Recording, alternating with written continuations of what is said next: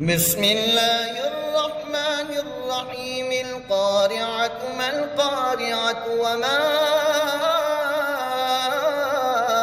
أدراك ما القارعة يوم يكون الناس كالفراش المبثوث وتكون الجبال كالعهن المنفوش فأما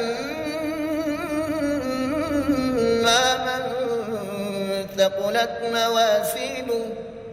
فهو في عيشة راضية وأما من خفت موازينه فأمه هاوية وما أدراك ما هي نار